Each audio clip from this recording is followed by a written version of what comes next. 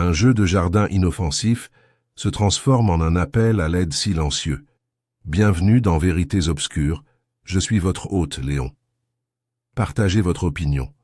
Laissez un commentaire et dites-moi d'où vous regardez aujourd'hui. J'adore voir. Cette communauté illuminait la carte. Plongeons-nous dans le vif du sujet. L'air matinal à Stony Gates était inhabituellement vif pour le début de l'été, et les haies bordant l'allée menant à Fernlake Hall scintillaient sous un mince voile de rosée. Les abeilles se déplaçaient paresseusement de floraison en floraison, ignorant que ce coin tranquille du monde était au bord d'un bouleversement discret et insidieux. C'était le 3e jeudi de juin, et l'excitation régnait dans le village d'Elmeridge comme un courant sous la surface. Fernley Hall, le plus grand domaine de la région, se préparait pour sa fête caritative annuelle dans le jardin, une affaire relancée par l'enthousiasme juvénile de Clarissa Langdon, épouse du nouvel écuyer. Ce qui était autrefois un modeste rassemblement de thé et de gâteaux sous la direction de Feu, Lady Marchington s'est maintenant transformée en une grande occasion avec du croquet, des quatuors à cordes et le point culminant fantaisiste de cette année. Un jeu de détective, organisé dans le labyrinthe d'ifs élaboré du domaine. C'était précisément cette nouveauté qui avait piqué l'intérêt de Miss Jane Marple. Elle avait reçu son invitation, de couleur crème, délicatement gaufrée et légèrement parfumée, de lavande, avec un léger amusement. Un crime simulé à résoudre au milieu des haies et des parterres de fleurs, avec des invités faisant office de suspects et des indices cachés sous des urnes ornementales et des bancs recouverts de lierre. Miss Marple, ayant vu beaucoup trop de tragédies réelles habillées de noblesse, sourit à l'ironie mais accepta néanmoins. Après tout, les bénéfices bénéficieraient à l'hôpital du village d'Elmeridge, et c'était une bonne excuse pour observer les changements sociaux au sein de la noblesse locale depuis que la jeune Madame Langdon avait repris Fernlake. Son arrivée à la fête n'avait rien de remarquable, juste une autre dame âgée portant des gants gris tourterelles et un chapeau de soleil bordé de dentelle, escortée par le révérend Clément, qui avait insisté pour l'accompagner dans sa Maurice crachotante. Ils ont été accueillis aux portes par un jeune homme fringant, avec un flair théâtral et un salut exagéré.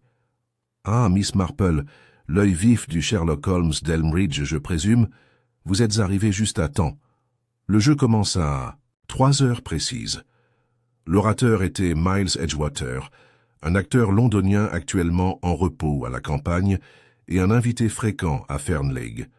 La rumeur courait qu'il était un ami, peut-être davantage, de Clarissa Langdon, même si de telles choses n'étaient jamais évoquées directement.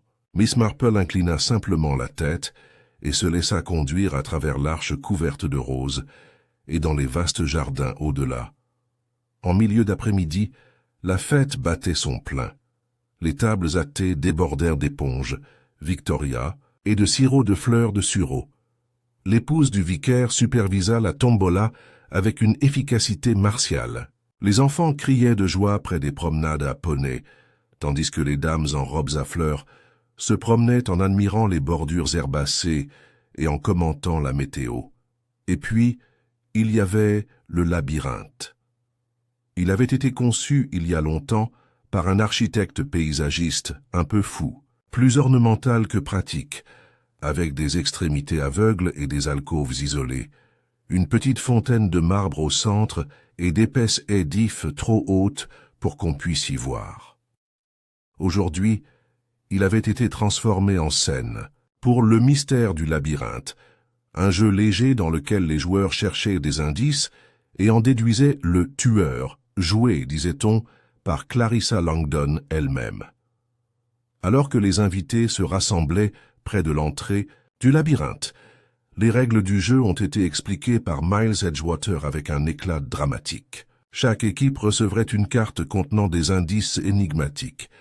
Cachés dans le labyrinthe se trouvaient divers témoins et objets, des armes factices, des fragments de journal intime, des notes énigmatiques, et le but était de résoudre le meurtre fictif de Lord Wetherall, un prétendu aristocrate avec de nombreux ennemis.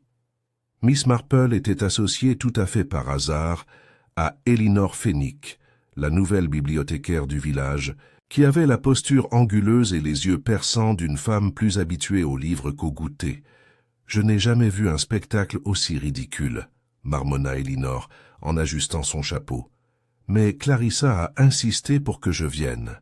Elle dit que je passe trop de temps à cataloguer les sermons et pas assez à me mêler. L'observation, dit doucement Miss Marple, profite souvent d'un peu de mélange.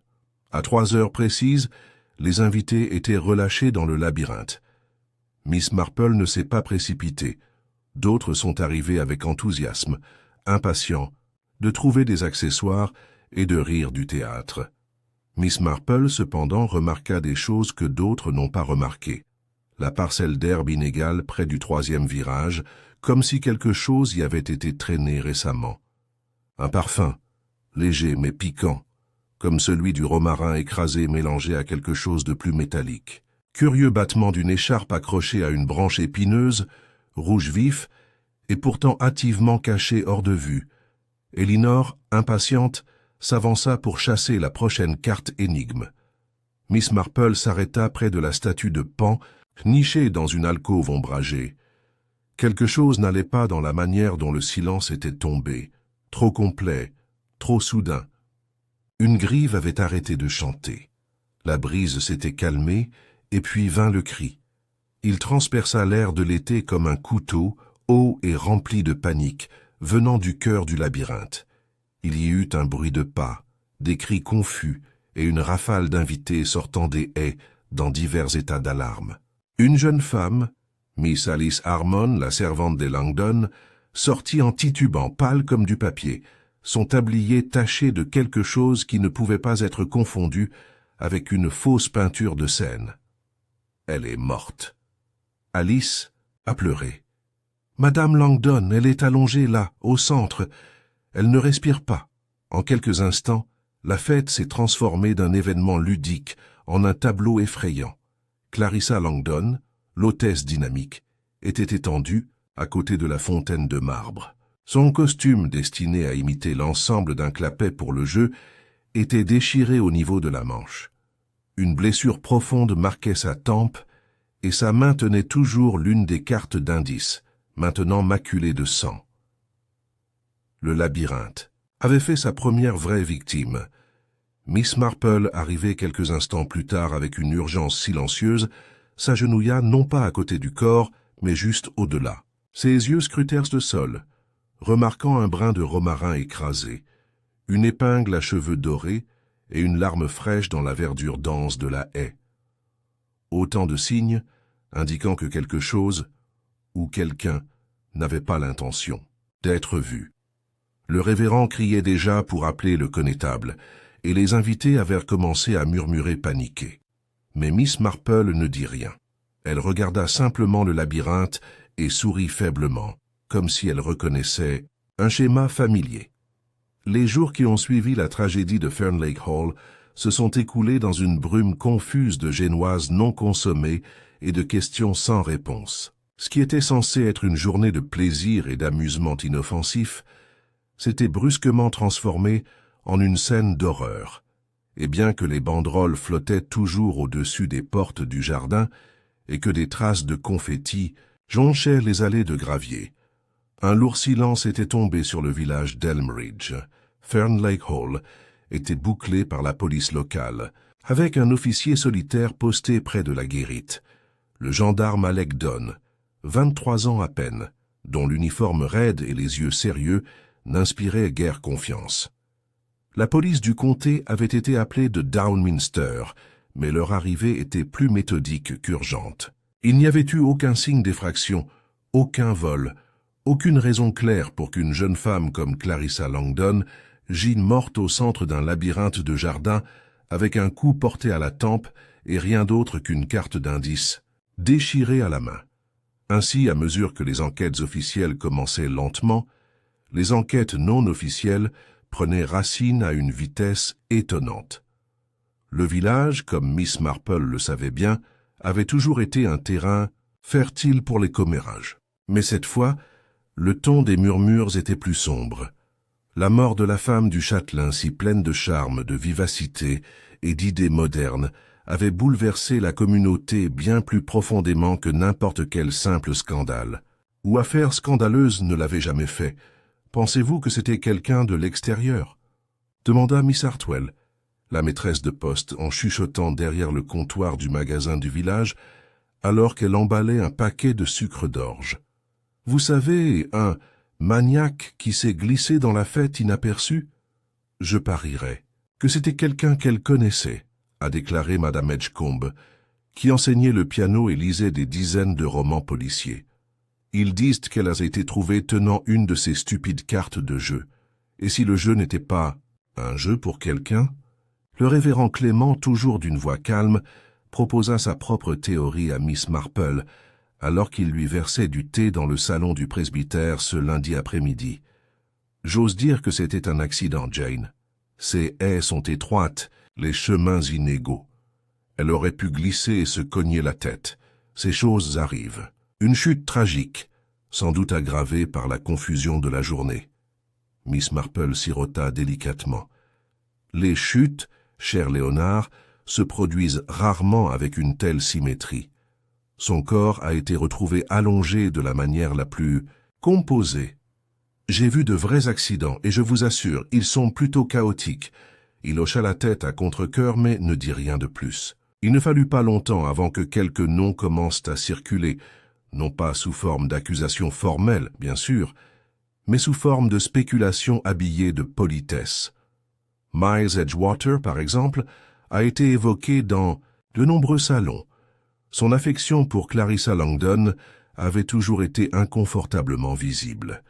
Certains ont déclaré qu'il s'était fiancé à Londres il y a des années, avant qu'elle n'épouse M. Langdon, et que Miles ne l'avait jamais vraiment lâché.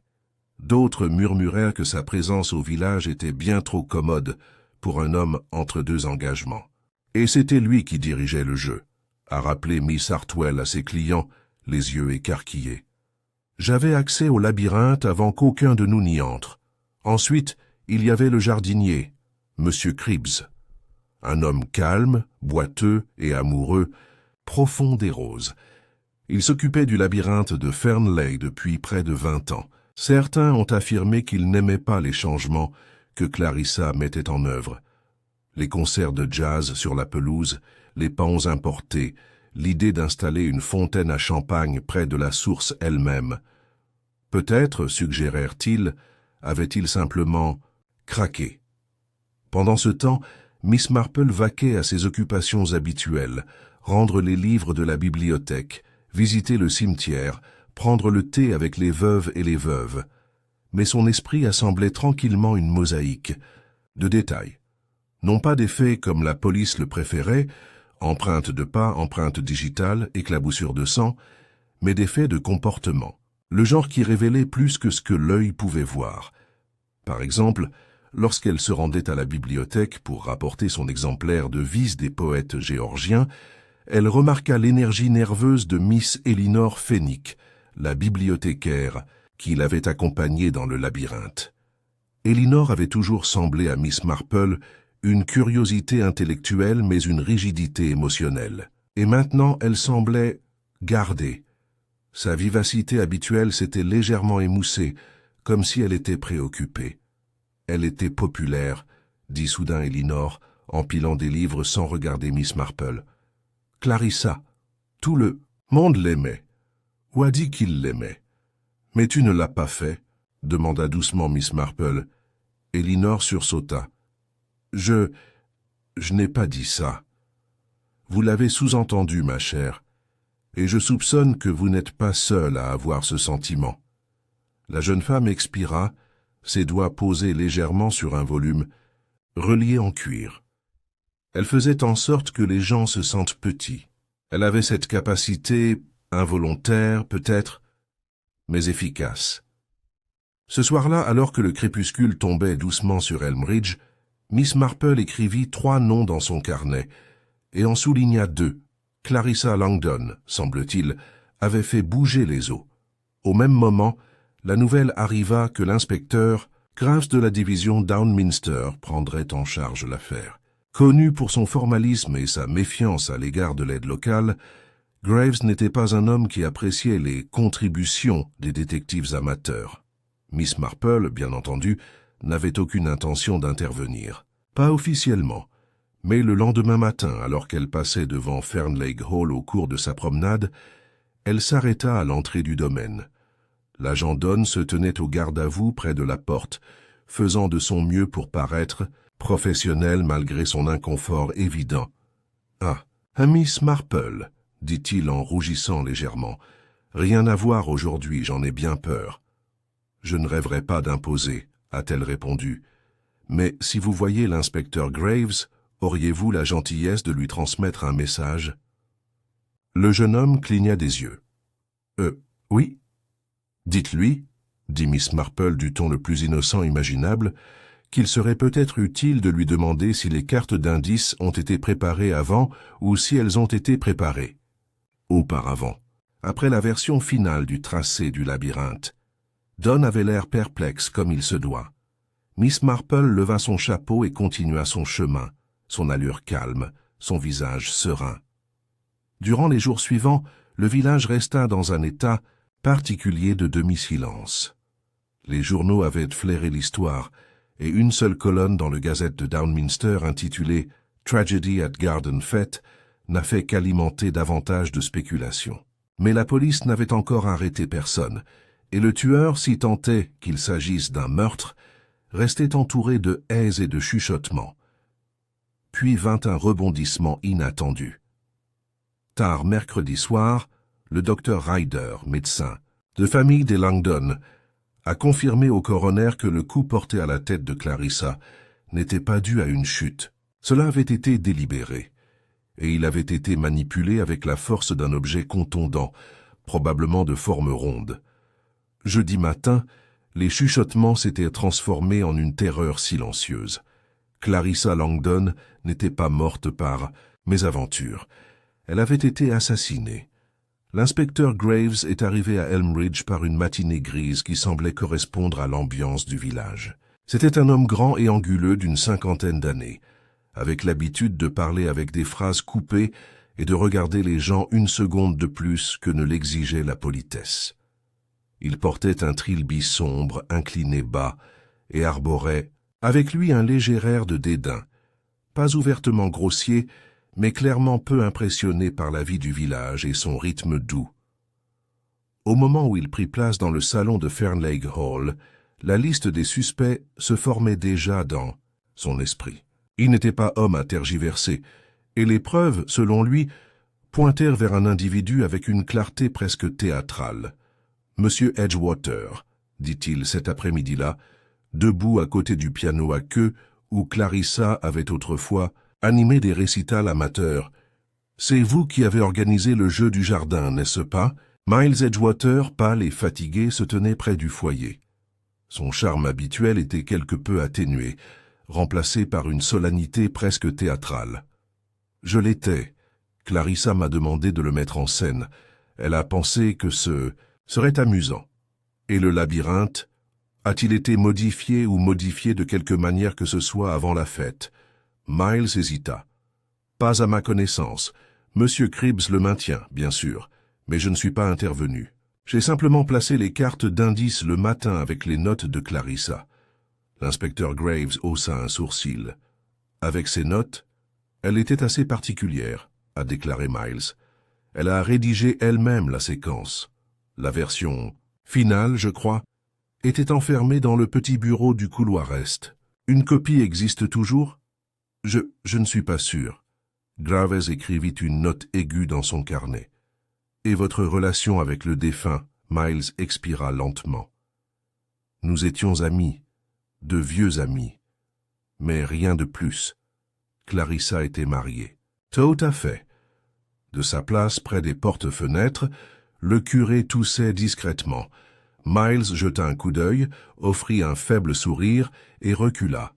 Miss Marple, tranquillement assise près du chariot à thé, écoutait sans interruption. Elle n'avait aucun statut officiel, et l'inspecteur Graves ne l'avait pas invitée, mais le révérend Clément avait insisté pour qu'elle siège. Sa mémoire, avait-il dit, et franchement chirurgical. Graves, légèrement irrité, avait accepté. Miss Marple l'avait gracieusement remercié et n'avait émis aucune opinion, seulement sa compagnie et un regard doux qui ne manquait de rien. Au fur et à mesure que l'interrogatoire se poursuivait, le portrait commençait à se former. Non pas celui d'un seul suspect, mais celui d'une maison où règne plus de tension qu'il n'y paraissait au premier abord. Clarissa Langdon avait été, semble-t-il, une femme visionnaire et déterminée. Elle avait transformé Fernley Hall d'une relique ancestrale poussiéreuse en quelque chose d'élégant et de moderne. Elle avait organisé des soirées de poésie, introduit la cuisine continentale et même ouvert les jardins pour des visites guidées. Pour certains, elle était une bouffée d'air frais. Pour d'autres, un tourbillon qui avait déraciné tout ce qui était distingué. Elle ne se contentait pas de être « je suis une femme de Châtelain », marmonna Madame Drury, l'une des femmes de chambre, interrogée par l'agent Donne. Elle voulait être une célébrité. Le personnel de Fernley Hall éprouvait des sentiments mitigés, un respect teinté de peur, une admiration teintée de ressentiment. Même M. Cribbs, le jardinier stoïque, a admis d'un ton bourru qu'il s'était disputé avec elle. Elle voulait couper les lilas près du labyrinthe, dit-il avec une sorte de fureur défensive. Il a dit qu'il bloquait à la vue du cadran solaire. Des lilas. Je suis là depuis des générations. Je lui ai dit que je ne les toucherais pas à moins que le maître ne l'ordonne. L'a-t-il? Feuille? Demanda l'inspecteur Graves M. Cribbs jeta un long regard flétri. Monsieur Langdon? Non, monsieur. Il n'était pas du genre à s'immiscer dans de telles affaires. Le châtelain lui-même, Henry Langdon, restait une présence quelque peu spectrale. Il n'avait pas été vu à la fête qui a suivi le décès de sa femme et aurait été trop affligé pour faire face aux visiteurs. Miss Marple trouva cela étrange, mais pas nécessairement incriminant. Le chagrin avait plusieurs visages, mais même elle devait admettre qu'il y avait quelque chose de troublant dans la façon dont il avait disparu dans le silence. En milieu de semaine, cependant, un nom était devenu au sommet de l'intérêt de la police, Miles Edgewater. Il était près du labyrinthe. Il connaissait le plan et la séquence d'indices. Il avait déjà eu une relation amoureuse avec le défunt. Et plus accablant encore, ses empreintes digitales figuraient sur le chandelier en laiton, trouvé derrière la statue de Pan recouverte de lierre, considérée comme l'arme du crime. Lorsque cette nouvelle s'est répandue dans le village, par le biais de conversations dérobées, de chuchotements dans les brocantes et de bavardages feutrés dans la file d'attente du boucher, la plupart ont hoché la tête en signe d'un sombre accord. « C'est logique », a déclaré Miss Hartwell au bureau de poste. « On dit toujours que c'est l'amant ou le mari. »« Je ne lui ai jamais fait confiance », a déclaré Madame Edgecombe. « Trop de foulards. Les hommes ne devraient pas porter de foulard en juin. » Miss Marple, cependant, n'est pas convaincue. Il y avait presque quelque chose aussi intéressant à propos du dossier en cours contre Miles Edgewater. Les preuves semblaient toutes faites, emballées comme un colis bien rangé, attendant d'être livré. Elle avait déjà vu ça. Les villages, comme les familles, aimaient la symétrie. Un homme dramatique, un passé scandaleux, une conclusion bien rangée. Mais la nature humaine, comme Miss Marple le savait trop bien, était rarement obligée de raconter des récits aussi simples. Elle est revenue dans le labyrinthe un après-midi, escortée par l'agent Donne, réticent, à qui on avait demandé de permettre une rentrée supervisée. Les sentiers portaient encore de légers signes de la fête, le ruban brisé d'une station d'indices, un médaillon en argent que quelqu'un avait laissé tomber sans jamais le réclamer. Le labyrinthe, lui-même est resté inchangé, silencieux, grand, vert comme toujours. Miss Marple a tracé la route que Clarissa aurait pu emprunter. Elle s'arrêta à l'endroit où le corps avait été retrouvé, puis s'agenouilla près du bassin de marbre où coulait autrefois la fontaine avant d'être éteinte sur ordre de la police. « Qu'en pensez-vous, madame ?» demanda Donne maladroitement. Elle le regarda avec ses yeux pâles et sans prétention. « Ce que j'en conclus, jeune homme, c'est que madame Langdon connaissait son meurtrier. Il fronça les sourcils. « Tu es sûr ?»« Oh oui, » dit Miss Marple en se levant lentement. « Seul quelqu'un. » Qu'elle connaissait aurait pu s'approcher suffisamment. Elle n'était pas idiote, quoi qu'on en dise, et seul quelqu'un ayant accès à ce labyrinthe, accès avant la fête, saurait où attendre sans être vu. Don regarda autour de lui nerveusement. « C'est pourquoi nous nous tournons vers Monsieur Edgewater. » Bien sûr, mais les cartes indices n'ont pas été placées au hasard, n'est-ce pas? Elle suivait une histoire que Madame Langdon elle-même avait écrite. N'aurait-elle pas su où aurait lieu la confrontation finale? Don hésita. « Et pourtant, elle est entrée seule, » dit doucement Miss Marple. Sans crainte. Elle croyait contrôler la scène. Un silence tomba entre eux, ce qui signifie, a-t-elle ajouté, quelqu'un a réécrit son histoire à son insu. Tandis qu'il repartait dans le labyrinthe, le soleil se coucha légèrement derrière un banc de nuages, projetant de longues ombres fraîches sur les haies. Un merle criait brusquement dans les arbres au-dessus, comme s'il essayait de signaler quelque chose qu'aucun d'eux ne pouvait encore voir. Ce soir-là, la nouvelle parvint au village selon laquelle l'inspecteur Graves avait l'intention de faire venir Miles Edgewater pour un interrogatoire plus approfondi et de l'inculper probablement, d'ici la fin de la semaine. Mais Miss Marple, assise près de son feu, son tricot intact sur ses genoux, écrivit 2 nouveaux noms dans son petit carnet. Ni l'un ni l'autre n'était Miles Edgewater. Le lendemain du jour où l'inspecteur Graves a déclaré son intention d'inculper Miles Edgewater, le village d'Elmridge est entré dans un curieux état de silence.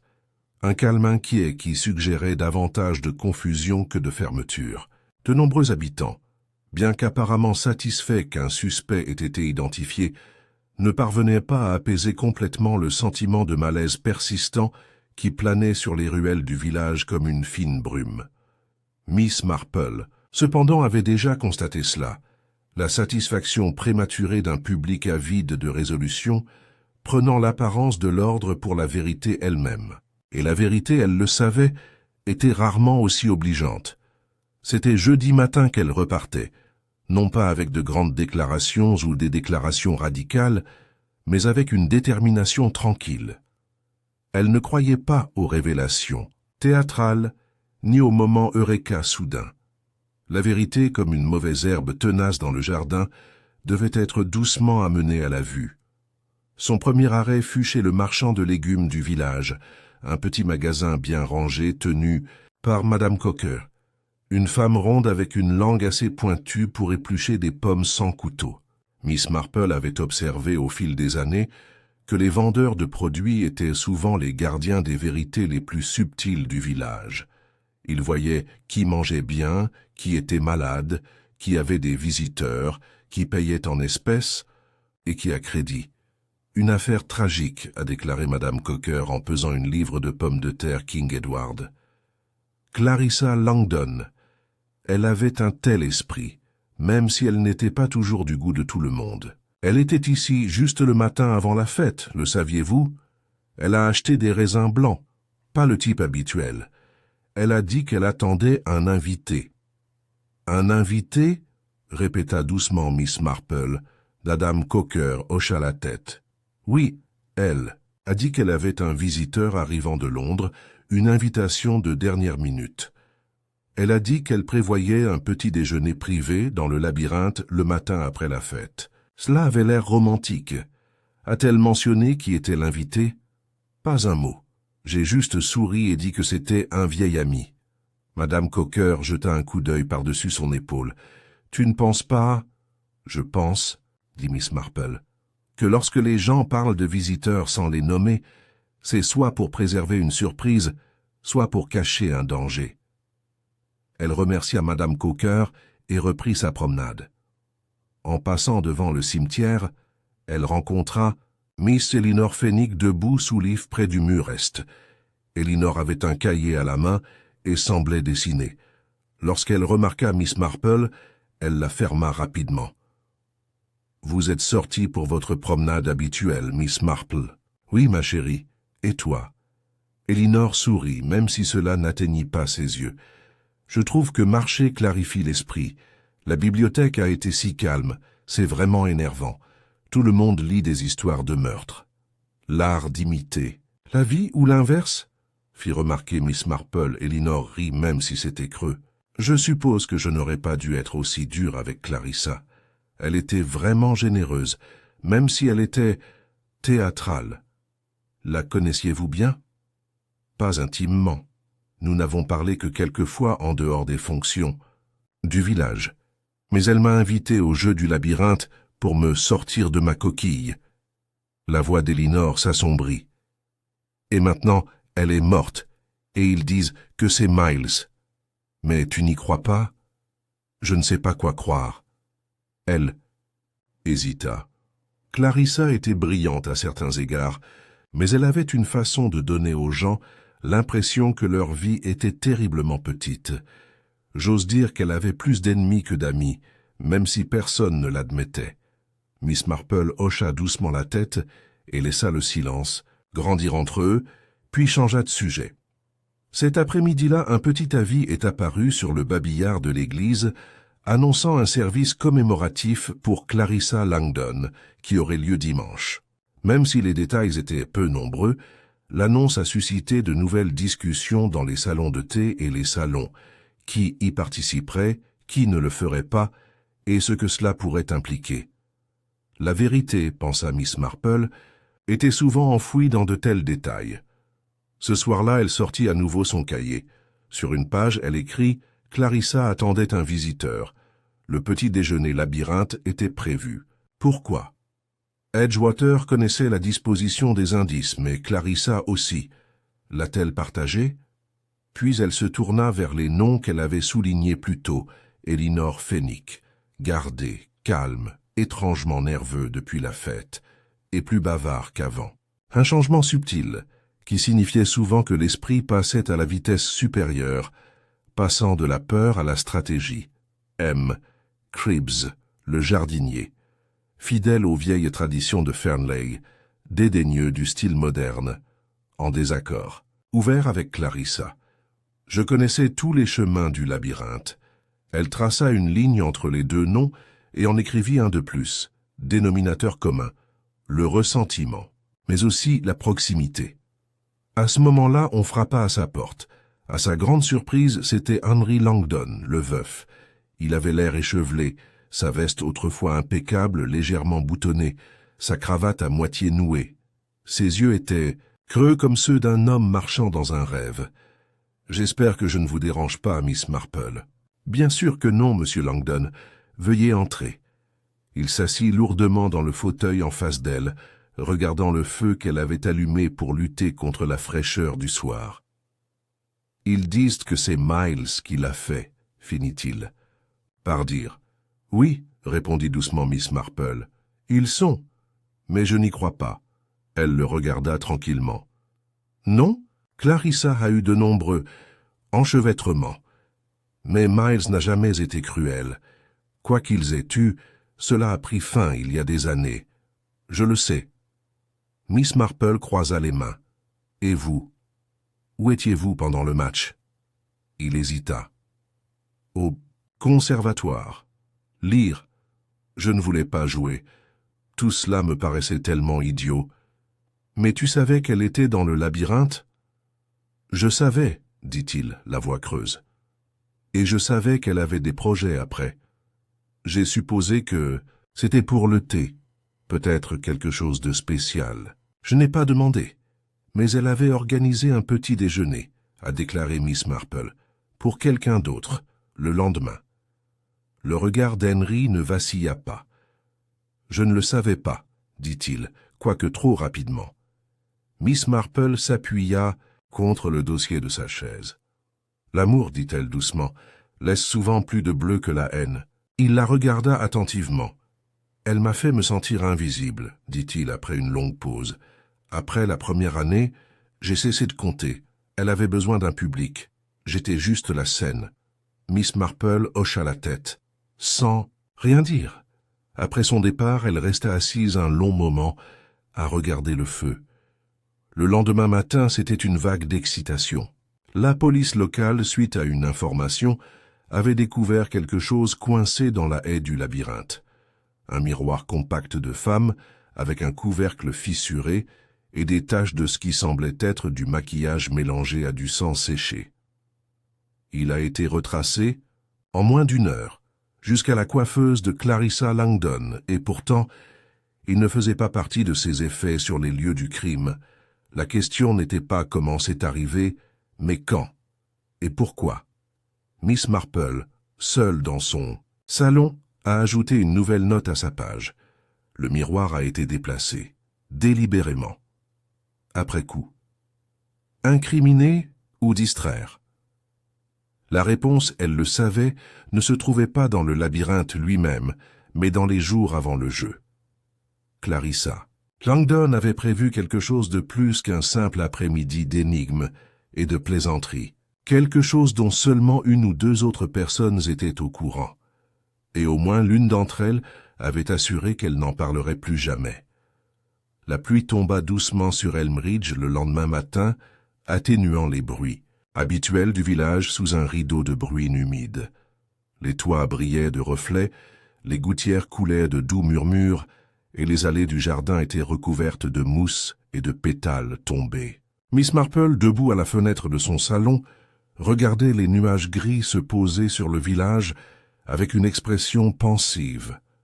Le miroir trouvé dans la haie avait fait grand bruit, parmi les villageois, certes, mais surtout dans l'esprit de l'inspecteur Graves, qui sentait désormais posséder la dernière pièce du puzzle. Sa découverte a mis la scène du crime en relief. Une femme frappée dans le labyrinthe, son objet personnel abandonné à proximité, et un seul homme ayant un lien traçable avec les deux, le flamboyant et trop parfait Miles Edgewater. Mais Miss Marple trouva la netteté de la conclusion suspecte.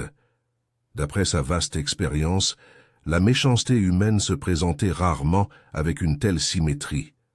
Le monde n'était pas un roman policier, où les preuves apparaissaient commodément pour confirmer sa théorie. Il s'agissait plutôt d'une toile, parfois enchevêtrée, parfois d'une simplicité trompeuse, mais toujours construite sur des motifs, un timing et les curieuses incohérences du comportement humain. Elle s'éloigna de la fenêtre et attrapa son imperméable. Aujourd'hui, elle avait des questions.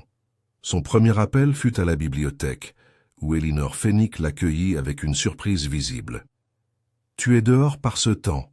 demanda Elinor en effaçant les gouttes de pluie de sa manche. « Je trouve qu'un peu de temps rend les gens plus ouverts, » répondit Miss Marple avec un sourire. « Ça vous dérange si je vous demande quelque chose de particulier ?» Elinor cligna des yeux. C'est habituellement le cas. Le ton de Miss Marple resta chaleureux. « À la fête, pendant le jeu du labyrinthe, à quelle heure nous nous sommes séparés ?» Elinor fronça les sourcils, réfléchissant. « Juste après avoir trouvé le 2e indice, près du cadran solaire. Je suis allé à gauche, tu es allé à droite. Pourquoi ?»« Aucune raison particulière, ma chère, » répondit joyeusement Miss Marple. « Et avant ça, tu te souviens où nous avons trouvé le premier indice ? Sous l'arche de lierre. Il était épinglé au lapin de pierre. »« Exactement, » dit Miss Marple. « Mais il y a quelque chose qui me dérange. » Elle se pencha légèrement, et son ton s'adoucit. Lorsque Clarissa a planifié ce jeu, elle a elle-même choisi cette séquence de lieux. Et pourtant, comme nous nous en souvenons tous les deux, le dernier indice a été trouvé près de la fontaine de marbre, là où son corps a été découvert. Elinor hocha la tête. « Oui. Mais si les indices étaient cachés tôt ce matin-là, comme le prétend M. Edgewater, alors Clarissa devait savoir que le dernier indice se trouverait près de la fontaine. Pourquoi alors choisirait-elle d'y rencontrer quelqu'un en privé le lendemain matin, comme Madame Cocker a dit l'avoir laissé entendre? Cela ne vous semble-t-il pas curieux? Une lueur passa sur le visage d'Elinor, trop brève pour être qualifiée de peur, mais pas loin de là. Peut-être qu'elle n'avait pas finalisé le jeu lorsqu'elle a évoqué la réunion, dit Elinor un peu trop rapidement. Ou peut-être qu'elle était juste timide. En effet, dit Miss Marple, toujours souriante, la timidité est souvent interprétée, à tort comme une dissimulation, même si en réalité il s'agit d'une sorte de révélation. Les gens ont tendance à cacher les choses qu'ils espèrent voir découvertes. Avant qu'Elinor ne puisse répondre, un groupe d'écoliers a fait irruption dans les portes de la bibliothèque, traînant pluie et bavardage. Miss Marple hocha poliment la tête et partit. Son deuxième arrêt fut le presbytère, où le révérend Clément revenait tout juste d'une promenade humide dans le cimetière. « Elle a parlé d'un petit déjeuner privé, dites-vous » demanda-t-il en essuyant ses lunettes près du feu. « Et pas avec Henri ?» Il semblerait que ce soit le cas. Le révérend Clément avait l'air pensif. Ce n'était pas une femme facile. Jane, charitable en public, certes, mais compliquée. Je me suis souvent demandé si elle craignait le silence de sa propre compagnie. Miss Marple sirota son thé. C'est peut-être le cas, mais quelqu'un la craignait à son tour. Le révérend leva les yeux. Tu penses qu'elle menaçait quelqu'un? Pas nécessairement avec des mots, a déclaré Miss Marple. Avec des connaissances. Peut-être. Les gens ont peur d'être vus pour ce qu'ils sont. En fin d'après-midi, la pluie avait cessé, laissant le village propre, mais étrangement calme. Un léger brouillard s'accrochait aux haies, et la fumée des cheminées s'élevait comme un fil dans le ciel maussade. Miss Marple se dirigea une fois de plus vers Fernley Hall. Cette fois, elle n'a pas suscité de protestation. L'agent, Don, bien que manifestement mal à l'aise, lui a permis de parler brièvement avec M. Cribbs, le jardinier, qui élaguait des fleurs mortes près de la véranda. « Je serai rapide, madame, » dit-il sans méchanceté. Miss Marple s'approcha lentement de Cribbs. L'homme portait son chagrin comme ses bottes, épaisses, boueuses et bien usées. « Vous aimiez beaucoup l'ancienne disposition des jardins, n'est-ce pas ?» Il n'a pas levé les yeux. « Je ne voyais aucune raison de le changer.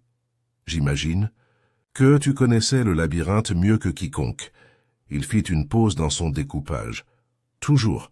Vous saurez alors également combien de temps il faut pour atteindre le centre en fonction de l'itinéraire. » Cette fois, il leva les yeux. « Qu'est-ce que tu veux en venir? Seulement ceci, si quelqu'un voulait suivre Clarissa pendant le jeu inaperçu, il devrait emprunter un itinéraire différent pour éviter de la rencontrer. Un itinéraire qui lui permettrait d'atteindre le centre par un chemin différent. » Cribbs plissa les yeux. « Tu es en train de dire que quelqu'un a utilisé le labyrinthe contre elle. Je dis que quelqu'un qui connaissait intimement le tracé aurait pu le faire. Et pourtant, les chemins du jeu ont été décidés par Clarissa, n'est-ce pas ?» Il n'a rien dit. Cribbs posa ses cisailles. « Elle voulait remplacer le labyrinthe, » dit-il d'une voix soudain amère. « Il a dit que c'était démodé. Ce n'était pas assez invitant. Elle a dit qu'elle arracherait l'if et y mettrait quelque chose de moderne, du gravier et des fleurs sauvages, comme un jardin d'hôtel. J'imagine que tu étais en colère. Je le lui ai dit, elle a ri. Cette tradition n'était qu'une fierté des hommes morts. Et donc tu l'as suivie dans le jeu? Demanda gentiment Miss Marple. La bouche de Cribbs se serra. Je ne l'aurais pas touché, même pas en colère. Je suis peut-être vieux, mais je ne suis pas un monstre. Miss Marple l'observa attentivement, puis hocha la tête. Non, ce n'est pas le cas. Elle le laissa là, sous les branches traînantes, dans l'air rempli d'une odeur de terre humide. Ce soir-là, de retour à la maison, Miss Marple s'assit devant son feu et rassembla ses notes. La réaction d'Elinor Fenwick à la chronologie était révélatrice mais subtile. Elle avait été présente. Elle s'était séparée de Miss Marple au bon moment, et pourtant sa mémoire était restée intacte, aussi exacte, trop répétée. Et puis il y a eu le miroir compact. Pourquoi le planter, sinon pour suggérer une implication féminine, ou peut-être pour mal orienter. Enfin, la question du visiteur que Clarissa avait évoqué à Madame Coker, un visiteur qui n'est jamais arrivé, ou peut-être qui est arrivé inaperçu. La main de Miss Marple planait sur son cahier. Et si la personne attendue par Clarissa n'était pas du tout un invité, mais quelqu'un déjà dans le village? Quelqu'un qui se cache à la vue de tous. Et puis elle se souvint de quelque chose d'autre, quelque chose de presque ridiculement trivial à l'époque. Un foulard, soie rouge, pris dans la haie. Celle d'Elinor, avait-elle pensé. Mais l'écharpe d'Elinor était bleue. Alors à qui était-ce? Et pourquoi avait-il disparu avant l'arrivée de la police? Miss Marple fit une dernière remarque. Le labyrinthe n'était pas le piège. Clarissa l'était. Elle ferma le cahier. Le mémorial de dimanche les rassemblerait à nouveau, pleurer, regarder, se souvenir, et peut-être, si on y est invité avec soin, en révéler plus que prévu. Les cloches de l'église sonnaient le dimanche. Matin sur un ton plus sobre que solennel, comme si la tour elle-même hésitait à s'immiscer dans le silence fragile du village. Un voile de brume recouvrait Elmridge, adoucissant les pierres tombales et les haies, atténuant les couleurs des rosiers du jardin en teinte de deuil. C'était le genre de temps, pensait Miss Marple, qui brouille les frontières, le visible et l'invisible, le vivant et le disparu. La chapelle de Fernley Hall, rarement utilisée ces dernières années, avait été inaugurée pour le mémorial. Clarissa Langdon n'était pas une femme particulièrement pieuse, mais elle avait insisté pour conserver les fenêtres teintées de rose et les chandeliers en laiton du bâtiment, ne serait-ce que, disait-on, pour des raisons esthétiques. Désormais, les bancs étaient époussetés, les coussins repulpés et les vases de lit se dressaient comme des sentinelles le long de la rampe de l'autel. Les villageois sont arrivés par 2 ou 3, vêtus de leurs plus beaux manteaux du dimanche et de leurs chapeaux sombres. Miss Hartwell, la maîtresse de poste, portait un voile noir trop épais pour être visible. Les Edgecombe arrivèrent main dans la main, leurs expressions étant un curieux mélange de tristesse théâtrale et d'avidité pour de nouveaux potins. Le personnel de maison de Langdon était assis tranquillement au 2e rang, tandis que M. Cribbs, inhabituellement soigné dans son blazer patiné, se tenait au fond, près de l'entrée, raide comme un poteau sculpté. Miss Marple est arrivée, avec le révérend Clément et sa femme, se glissant sur un banc latéral, d'où elle avait une vue dégagée à la fois sur la congrégation et sur l'autel. Elle ne recherchait personne en particulier. Elle cherchait plutôt absence, pour silence, pour ceux qui ont détourné les yeux ou les ont tenus trop longtemps. Miles Edgewater était présent. Cela en a surpris beaucoup. Il entra seul, la tête baissée, un mouchoir écrasé dans une main. Vêtu de gris anthracite, il ressemblait à un homme répétant son propre éloge funèbre. Il se glissa au bout d'un banc près de l'allée du milieu, les yeux fixés sur le devant, mais Miss Marple remarqua que son regard se tournait parfois sur le côté, une seule fois vers l'assistante de la bibliothèque assise au 4e rang.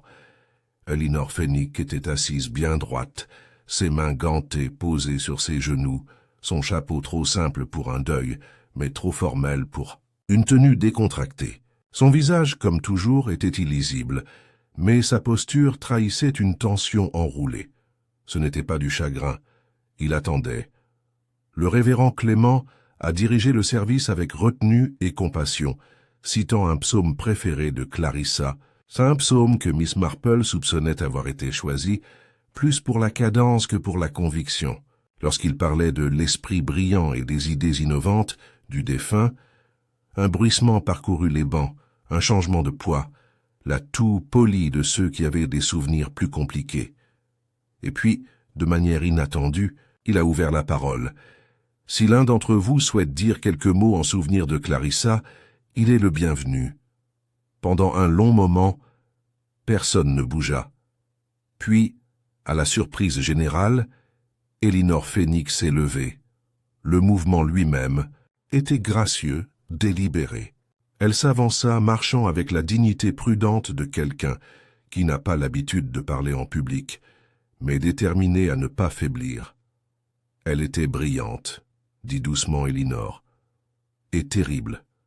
Je ne dis pas ça méchamment. Je le pense sincèrement.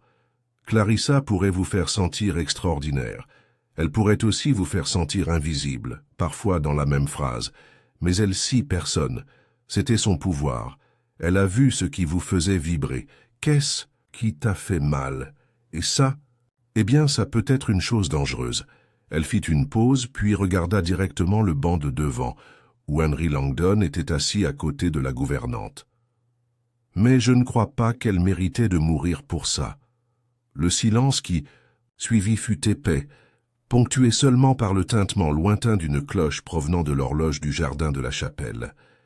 Elinor retourna à sa place. Son visage était devenu pâle, mais elle restait immobile, posée. Miss Marple remarqua comment Henry Langdon se tourna légèrement vers elle, juste assez longtemps pour croiser son regard, avant de baisser le sien. Après le service, le thé était servi dans la salle du presbytère. C'était une vieille coutume du village, que Clarissa elle-même avait ravivée. Maintenant c'était fantomatique, comme si elle pouvait franchir la porte à tout moment et se plaindre du manque de sandwich aux concombres. Miss Marple se déplaçait tranquillement dans la salle, parlant peu et écoutant beaucoup. À un moment donné, elle s'est retrouvée à côté de M. Cribbs, qui tenait maladroitement une tasse de thé qui semblait absurdement fragile dans ses mains calleuses. Elle avait des projets, dit-il soudain, comme si elle poursuivait une conversation, dont Miss Marple n'avait pas entendu le début. Clarissa, elle a demandé. Il hocha la tête. Je voulais changer tout le labyrinthe. J'ai dit que c'était trop sombre. Je lui ai dit que c'était censé l'être. Un vrai labyrinthe devrait ressembler à une question que vous devez parcourir. Elle n'a pas compris. Peut-être y voyait-elle un problème à résoudre plutôt que de comprendre, répondit doucement Miss Marple. Cribbs grogna. Eh bien, quelqu'un l'a résolu, n'est-ce pas? Avant de pouvoir répondre, elle entendit un bruit étrange à travers la pièce. Un éclat de céramique, suivi d'un silence surpris. Une tasse de thé avait glissé des mains d'Elinor Fenwick. Elle resta immobile, regardant le désordre sur le sol puis ses gants qu'elle ne portait plus. « Pardonnez-moi, dit-elle à voix basse. La poignée était fissurée. Miss Marple s'avança vers elle. « Es-tu blessé ?»« Non, dit Elinor trop rapidement, juste maladroit. » Mais les yeux de Miss Marple avaient déjà saisi le détail. Une légère marque sur le poignet d'Elinor. Une ombre rougeâtre, trop sombre pour un bleu, trop étroite pour une égratignure. Cela ressemblait à une vieille brûlure ou à une marque de pression très délibérée. Une empreinte digitale, peut-être, ou le bord d'un objet circulaire. Une poignée? Une compacte? Miss Marple ne dit rien. Le soir même, de retour dans son salon, elle disposa à nouveau les fragments. Le miroir n'est pas tombé. C'était Miss. Le gant d'Elinor avait été retiré avant que la tasse de thé ne se brise. Clarissa avait prévu une réunion. Mais pas avec Miles. Pas avec Henry. Puis elle ouvrit un tiroir et en sortit un petit mouchoir qu'elle avait trouvé des semaines auparavant à la fête paroissiale. Une chose simple, monogrammée EF. Elle n'y avait pas beaucoup réfléchi à l'époque, mais maintenant cela lui revenait. Parce que le tissu dégageait une légère odeur. Pas de parfum, mais de crème froide et quelque chose de plus piquant. Quelque chose comme du savon à la lavande masquant le métal. Elinor, qui avait affirmé qu'elle connaissait à peine Clarissa. Elinor qui avait été invitée dans le labyrinthe malgré ses réticences. Elinor qui savait où le dernier indice le mènerait et qui suivait toujours Miss Marple dans une autre direction pour se séparer à un moment parfait. Qu'est-ce que Clarissa avait dit pour elle? Qu'avait-elle menacé de révéler? Miss Marple se souvenait des paroles d'Elinor dans la chapelle. Elle a vu des gens. En effet, elle l'avait fait. Et parfois, quand on vous voit vraiment, vous avez peur de ce qui pourrait être dit à haute voix. Le lendemain matin, Miss Marple a demandé une rencontre urgente avec l'inspecteur Graves. Elle n'a apporté aucun document, aucune grande déclaration, seulement une théorie, un calme. « Inspecteur, dit-elle, vous envisagez peut-être cette affaire comme une opportunité, mais je vous suggère de considérer plutôt une question de timing. Qui avait non seulement les moyens, mais le moment ?»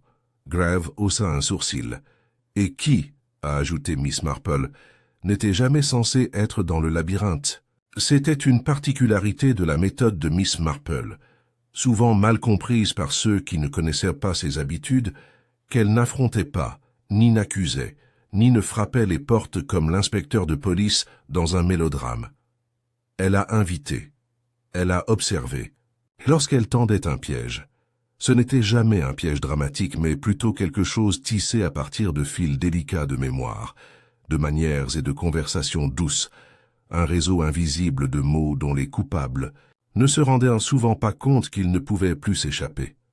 Ainsi, le mardi suivant le mémorial, elle a lancé une invitation simple, prendre le thé dans son jardin.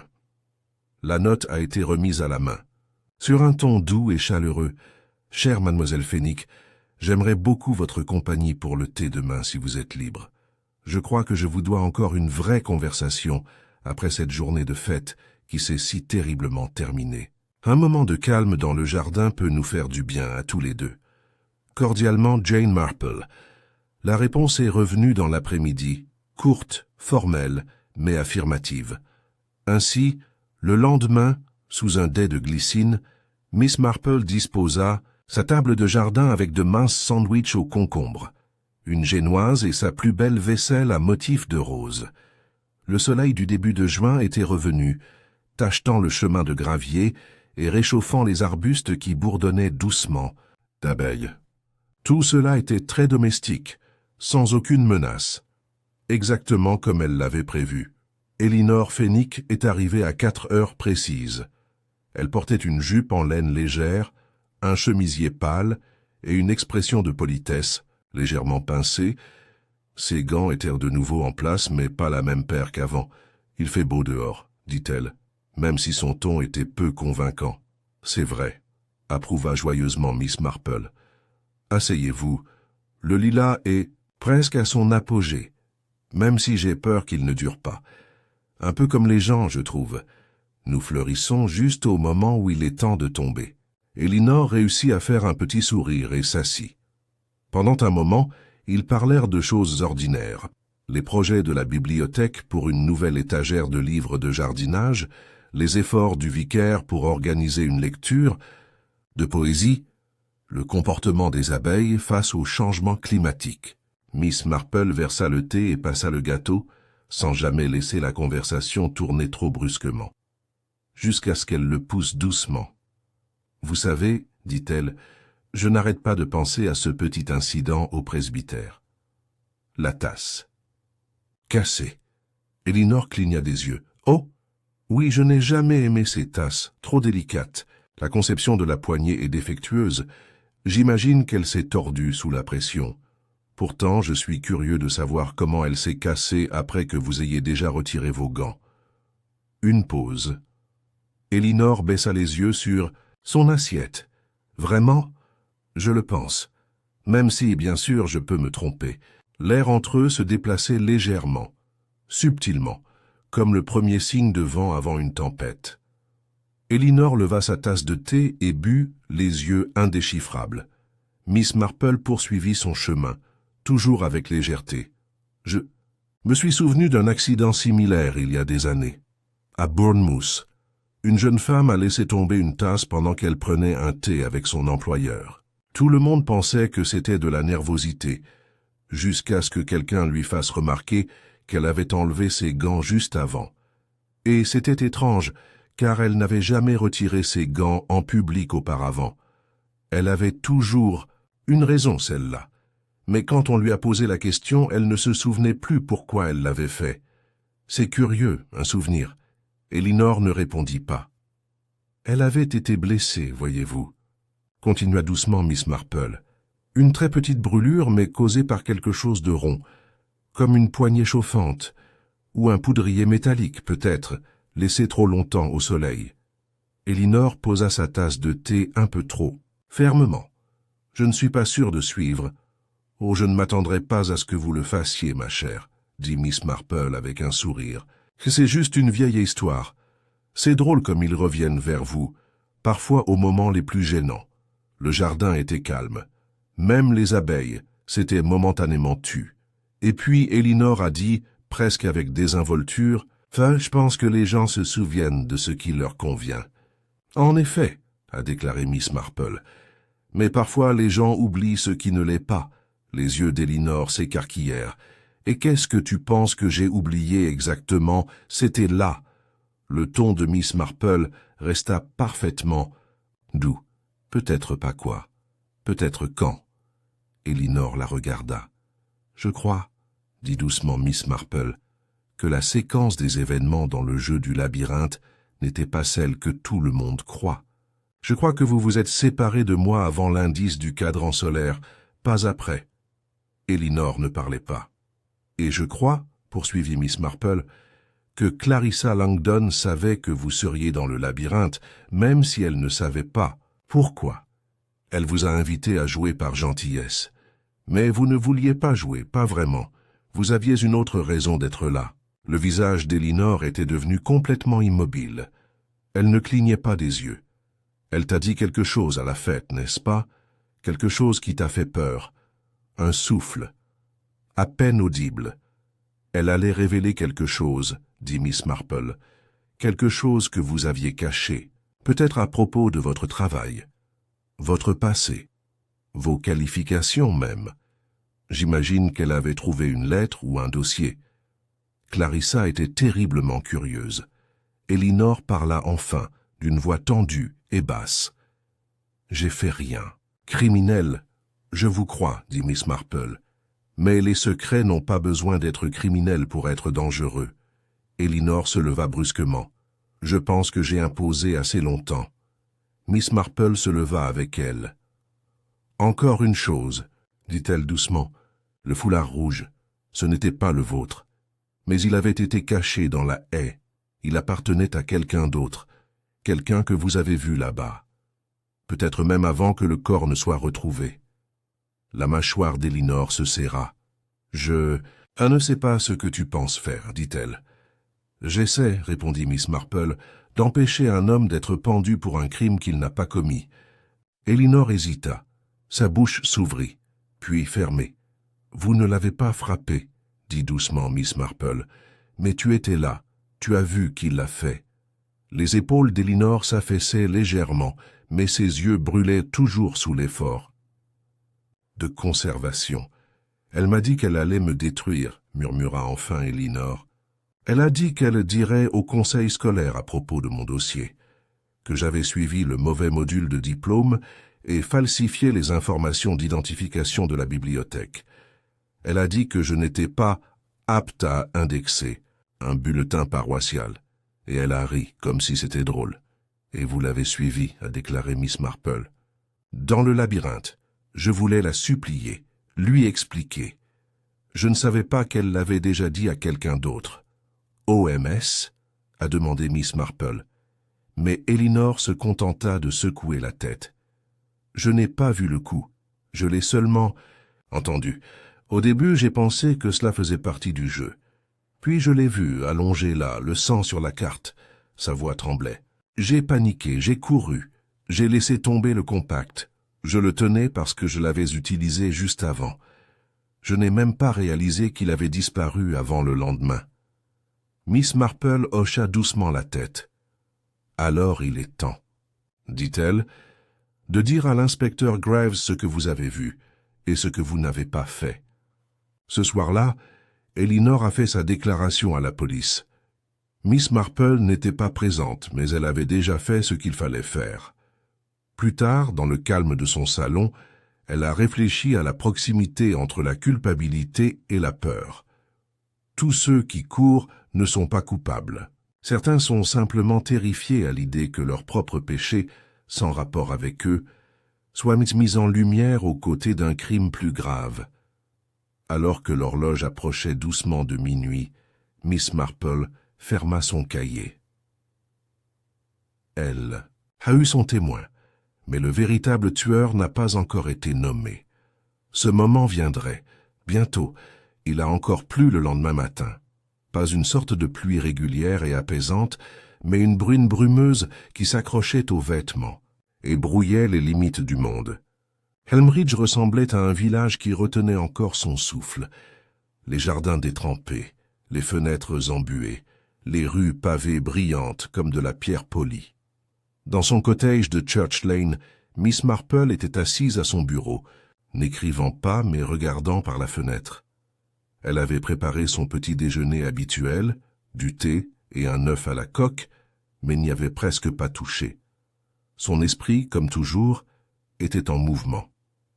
Les aveux d'Elinor, Fanny la veille au soir avait jeté un nouvel éclairage sur l'ensemble de l'affaire. Même si Elinor n'avait pas frappé Clarissa Langdon, sa panique et sa dissimulation de la vérité avaient obscurci la chronologie et rendu plus difficile de savoir qui l'avait fait.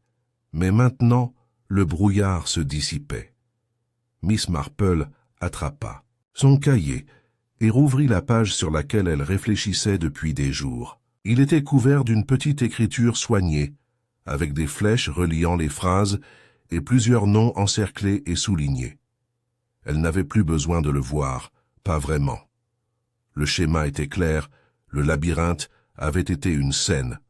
Le meurtre avait été inscrit dans le jeu, soigneusement, délibérément et cruellement, et il n'y avait qu'une seule personne qui avait le connaissance, le accéder et, surtout, le besoin émotionnel transformer une fiction en réalité. Miss Marple a téléphoné au presbytère et a demandé la compagnie du révérend Clément pour une courte promenade. La pluie s'était alors calmée, et bien que ses articulations s'y opposaient, le révérend ne refusait jamais sa compagnie lorsqu'elle lui faisait de telles demandes. Ils se promenèrent dans le cimetière sous un grand parapluie, le gravier, mouillé craquant sous leurs chaussures. « J'ai bien peur d'avoir besoin de votre aide, Léonard, dit-elle doucement. Il sourit. C'est généralement ce que vous faites lorsque vous proposez une promenade par mauvais temps. Miss Marple rit, puis devint sérieuse. Que vous souvenez-vous d'Henry Langdon, le jour de la fête? Le révérend fronça les sourcils. Pas grand-chose, pour être honnête. Il n'était pas sur la pelouse principale, ni aux tables de thé. Je me souviens avoir trouvé étrange qu'il n'ait pas rejoint Clarissa pour l'ouverture du jeu du labyrinthe du jardin. Exactement, dit Miss Marple. Il a affirmé qu'il était au conservatoire. Oui, mais personne ne l'a vu là-bas. Pas les domestiques, pas les invités. Le révérend Clément hocha lentement la tête. À bien y penser, personne avec qui j'ai parlé n'a mentionné l'avoir vu avant le cri. Miss Marple s'arrêta près du vieil If. Je crois qu'il était dans le labyrinthe. Il attendait. Le révérend s'arrêta. Mais Henri, il a toujours semblé si doux. La douceur n'est pas à l'abri de la colère, dit doucement Miss Marple. Clarissa l'embarrassait régulièrement, en public. Elle était devenue négligente quant à sa supériorité, et je crois qu'elle lui a proféré une dernière insulte, peut-être devant d'autres, peut-être en privé. Elle regarda le révérend avec une calme certitude. Et je crois que Clarissa lui a dit qu'elle n'avait plus besoin de lui. Cet après-midi-là, Miss Marple a appelé l'inspecteur Graves. L'inspectrice s'était habituée, quoique pas tout à fait à l'aise, à ses interventions. Pourtant, la déclaration d'Elinor avait laissé un vide dans son récit, et il se rendait maintenant compte, à contre-cœur, que les instincts de Miss Marple s'étaient révélés corrects, plus souvent qu'il n'aimait l'admettre. Elle le trouva dans le salon Fernley, où il feuilletait les relevés téléphoniques de la maison. « Inspecteur, dit-elle sans préambule, je crois qu'Henry Langdon a réécrit la dernière carte indice avant le début du jeu. » Graves cligna des yeux. « Quoi ?» Il avait accès au bureau de Clarissa, il connaissait sa routine. Je crois qu'il a remplacé l'indice final original, celui qui aurait envoyé les joueurs vers la porte sud, par une nouvelle carte qui l'enverrait directement à la fontaine. Graves fronça les sourcils. Et pourquoi ferait-il ça? Pour l'amener seul au centre du labyrinthe, répondit Miss Marple. Il avait besoin d'intimité. Le jeu lui donnait l'alibi parfait, et le labyrinthe garantissait que personne ne pouvait les voir ensemble. Je soupçonne qu'il avait prévu de la confronter, peut-être de ne pas la tuer. Mais la colère a son propre élan. Graves s'appuya contre le dossier de sa chaise. Nous n'avons trouvé aucune empreinte digitale sur la carte indice. Bien sûr que non, a déclaré Miss Marple. Il portait des gants. Il est méticuleux. Mais le motif, inspecteur, regardez le motif. Elle sortit son cahier et l'ouvrit jusqu'à la dernière page. Il a été humilié, professionnellement ignoré. Elle avait commencé à discuter de son désir de se séparer, peut-être même de vendre la maison. Il y avait des rumeurs de dettes. Clarissa gardait les finances de près. Mais je crois qu'elle l'a fait savoir, peut-être même s'est moquée de lui, parce qu'il était la figure de proue, alors qu'elle dirigeait tout. Le miroir trouvé dans la haie. Je soupçonne qu'il l'a placé pour rediriger les soupçons. Le nom de Miles Edgewater était facile à mettre en avant. Graves soupira. Vous peignez toute une histoire. Pas une histoire, inspecteur, un schéma. Elinor a entendu le coup. Elle était à proximité, trop effrayée pour parler. Mais cela confirme qu'il ne s'agissait pas d'une embuscade tendue par un étranger. Graves se leva lentement. J'aurais besoin de preuves. Alors parlez à la gouvernante, dit Miss Marple. Demandez-lui si elle a remarqué que l'emplacement du dernier indice a changé. Ou mieux, trouvez la version finale originale du plan du labyrinthe de Clarissa. Elle devrait être dans son bureau.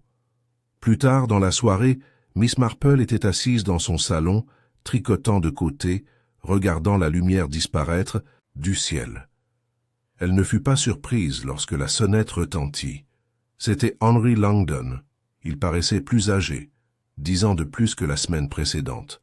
Son col était déboutonné, et il se comportait comme un homme qui n'avait pas bien dormi depuis des jours. « J'imagine que vous savez pourquoi je suis venu, dit-il. Miss Marple hocha la tête. « Je n'avais pas prévu de la tuer, dit-il sans s'asseoir. Je voulais lui parler, lui faire comprendre. J'ai même pensé peut-être qu'elle écouterait, juste une fois. Mais elle a ri. Elle a dit qu'elle vendrait Fernley et retournerait à Londres. Elle a dit que je pourrais rester et croupir dans le salon. » Il regarda la bibliothèque devant elle. J'ai perdu le contrôle.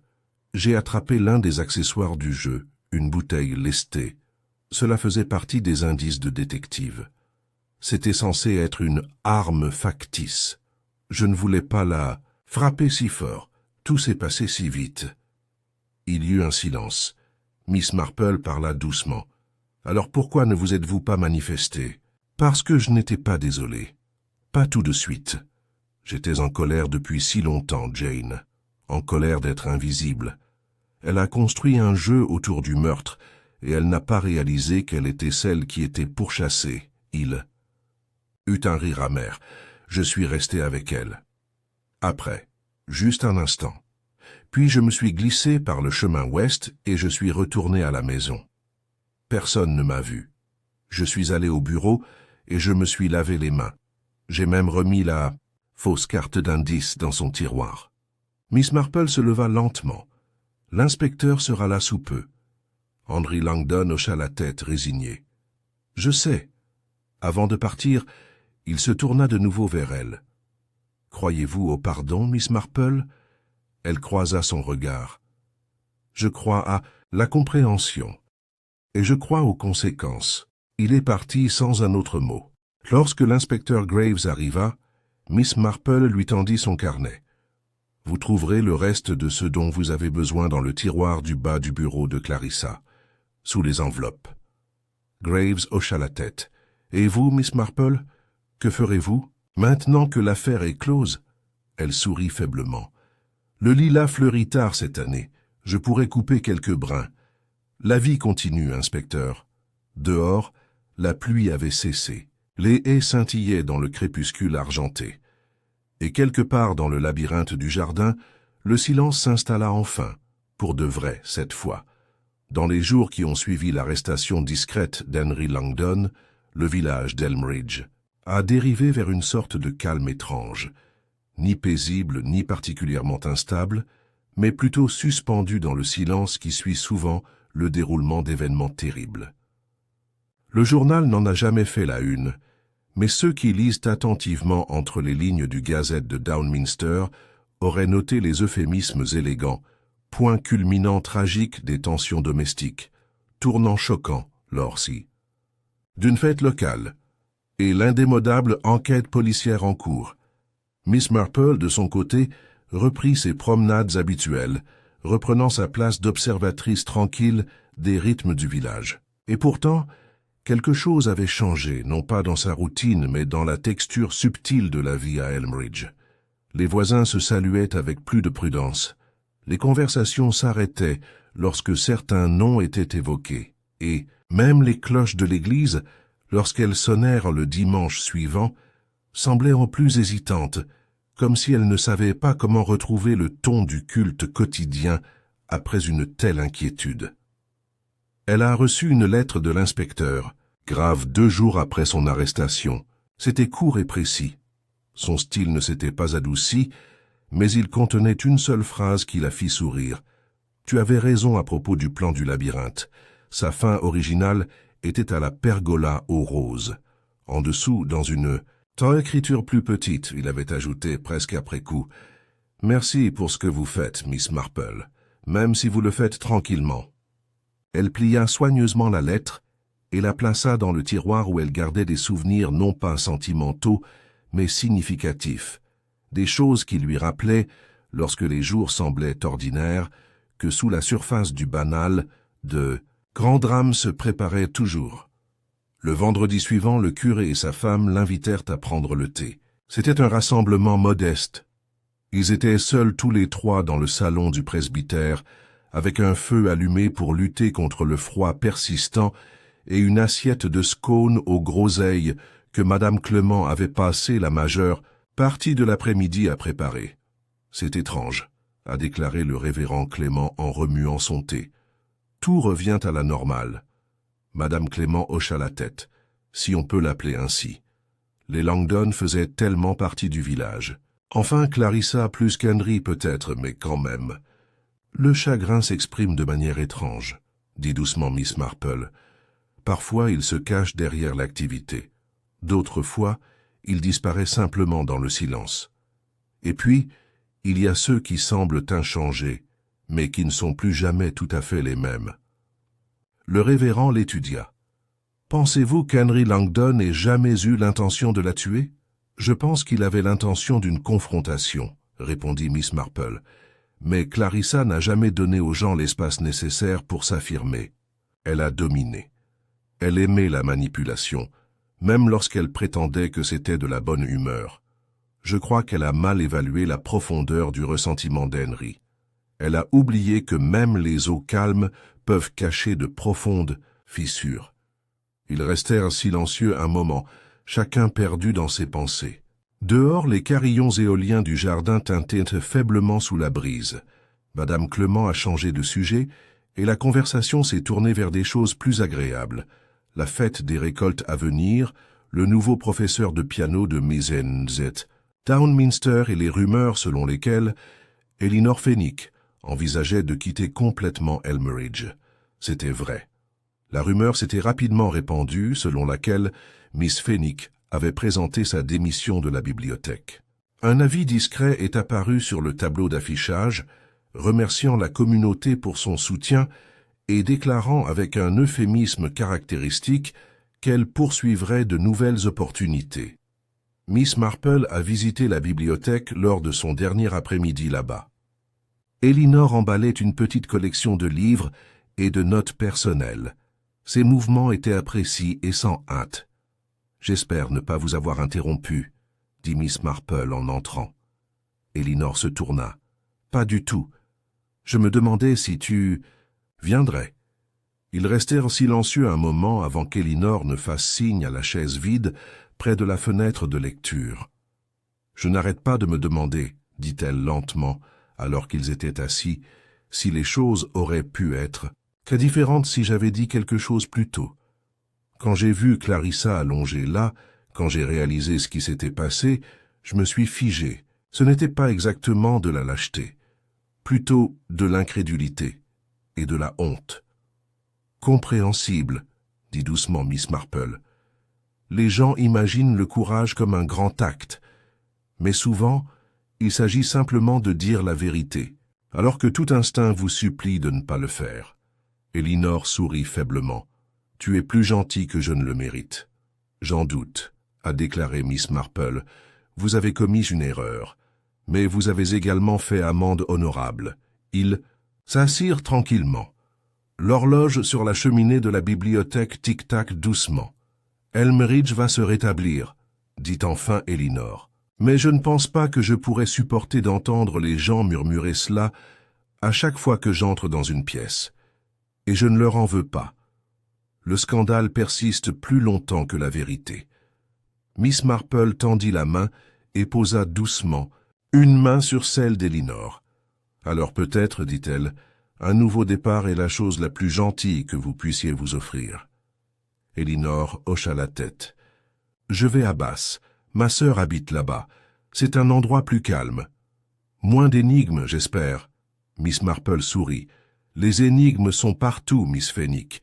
Nous les remarquons simplement davantage lorsque nous avons dû en résoudre une nous-mêmes. » Ce soir-là, Miss Marple se promenait dans son propre jardin fleuri à la fin du printemps. Les lilas pâlissaient à présent, mais les roses commençaient à se déployer et une délicate traînée de chèvrefeuilles s'enroulait autour du treillis. Elle se déplaçait lentement, taillant quelques feuilles par-ci, attachant une tige par-là. L'odeur de la terre humide persistait dans l'air. Son esprit, comme toujours, vagabondait pendant que ses mains travaillaient.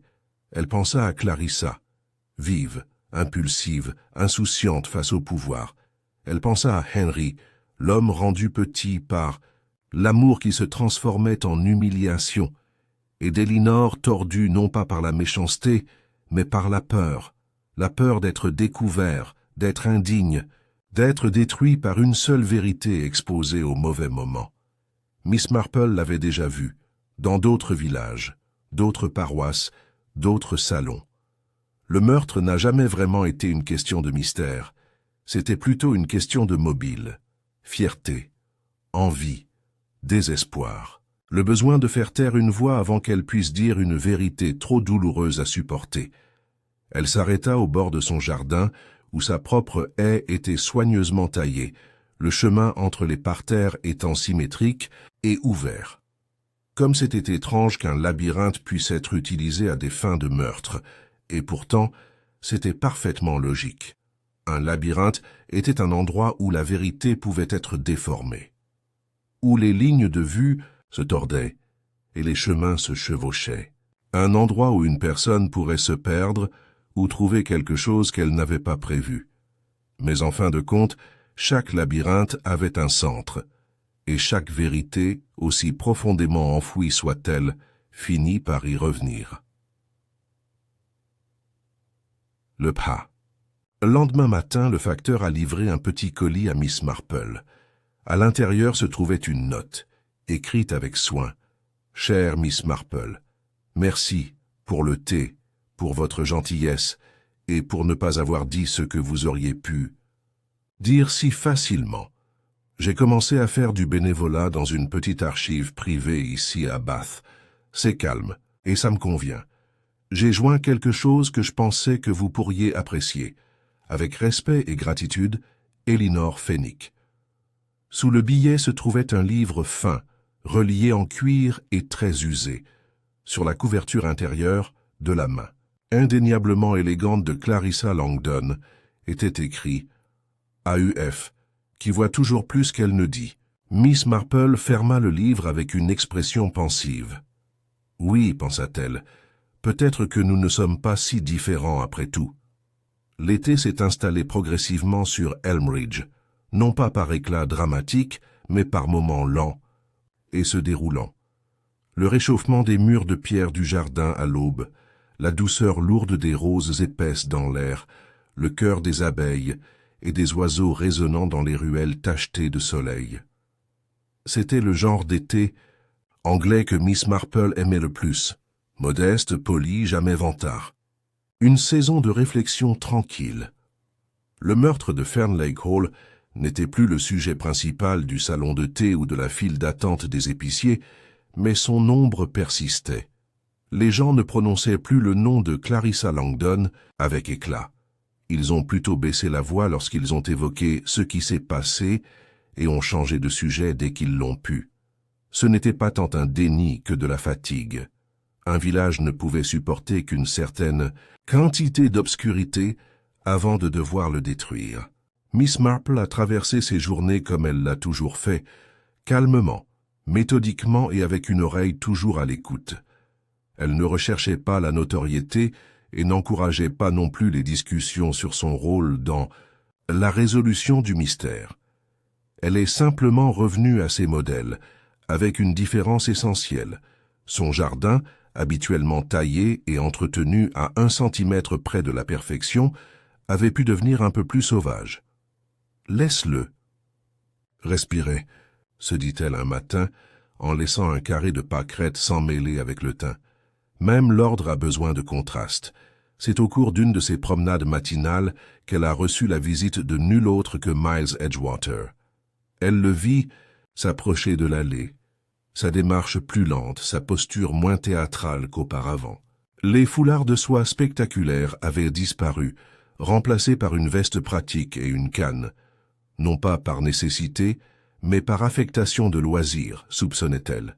« Miss Marple, » dit-il, en s'inclinant légèrement.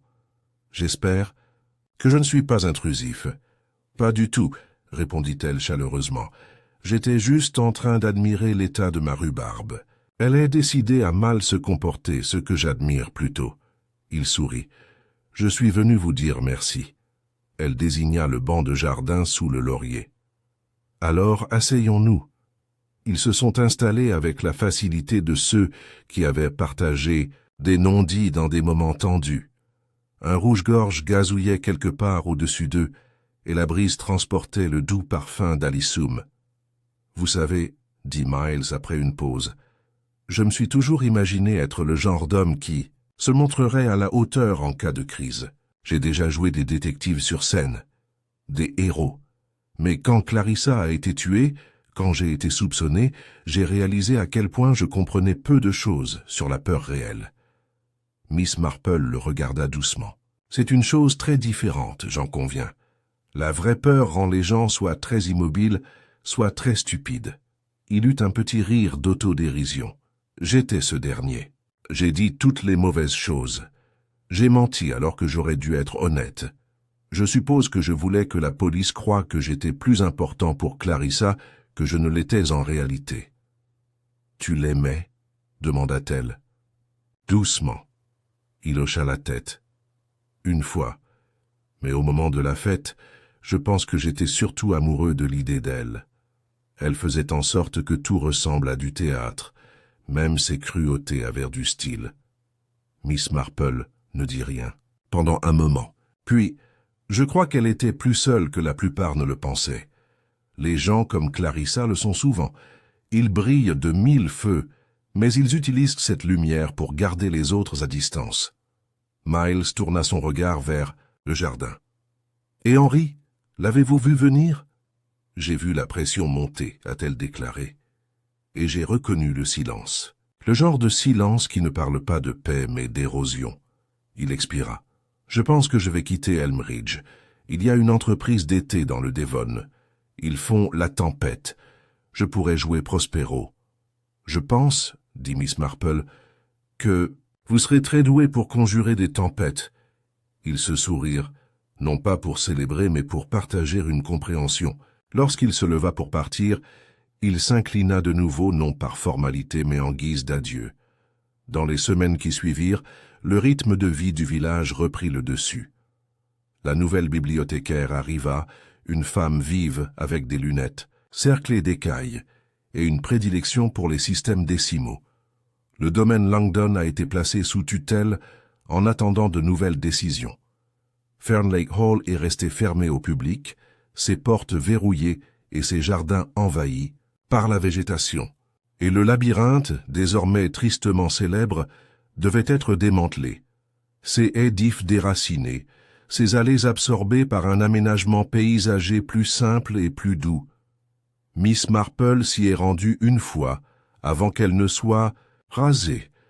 Elle parcourait ces sentiers en silence, traçant le chemin que Clarissa aurait emprunté ce jour-là. Elle s'arrêta devant la fontaine de marbre, encore vidée et légèrement tachée par le souvenir de la violence, bien que la pierre ait été nettoyée. Là, elle s'autorisa un bref moment de tristesse, non pas seulement pour Clarissa, mais pour la fragilité de ce qui avait été perdu. L'hypothèse de la paix, le confort de l'illusion. Elmridge avait survécu, mais il avait changé, comme tous les endroits doivent le faire à terme. Par une chaude après-midi de la mi-juillet, Elle reçut une dernière lettre d'Elinor Fenwick. C'était court mais sincère. « Chère Miss Marple, merci pour tout. On m'a proposé un poste de catalogage de manuscrits à la Bath Historical Society. C'est un travail calme mais honnête, et j'en suis reconnaissant. Je pense toujours à Clarissa, parfois en colère, parfois non, mais toujours avec clarté désormais. J'espère que votre jardin est florissant. Le vôtre, Elinor. » Miss Marple plia la lettre et la plaça dans le même tiroir que les autres, celui où elle gardait les histoires trop personnelles pour être racontées mais trop significatives pour être écartées. Ce soir-là, elle prit son thé sur le banc du jardin et regarda le soleil se coucher derrière le clocher de l'église. Les oiseaux se calmèrent et une douce brise remuait les pétales à ses pieds. Elle pensait à tout ce qu'elle avait vu dans sa vie, des crimes nés de la rage, de l'avidité, du désespoir, mais aussi du silence. Parmi les mots non prononcés, les sentiments réprimés jusqu'à se transformer en quelque chose de mortel. Le meurtre, pensait-elle souvent, n'était jamais seulement une question de mort. Il s'agissait de toutes les petites fractures qui y ont conduit. Incompréhension, trahison, humiliation silencieuse. Comme du lierre poussant à travers le mortier d'un mur de pierre. Ils sont passés inaperçus jusqu'au jour où la structure a tout simplement cédé. Elle sirota son thé et s'accorda un moment de réflexion. La vérité, pensait-elle, n'était pas quelque chose que l'on pouvait toujours rechercher directement. Il fallait le courtiser, non exiger mais révéler, avec le temps et la patience, par l'alignement subtil de la mémoire et de l'observation, et peut-être surtout par la gentillesse, car en fin de compte, même la déduction la plus intelligente était vaine sans compréhension. Alors que la dernière lumière disparaissait, Miss Marple se leva et rapporta sa tasse de thé à l'intérieur. Demain serait un autre jour. Plus de jardin à entretenir, plus de lettres à écrire, plus de petites énigmes à résoudre, et peut-être, avec le temps, un autre mystère. Mais, ce soir le village d'Elmridge était calme, et cela, pensa-t-elle, était suffisant.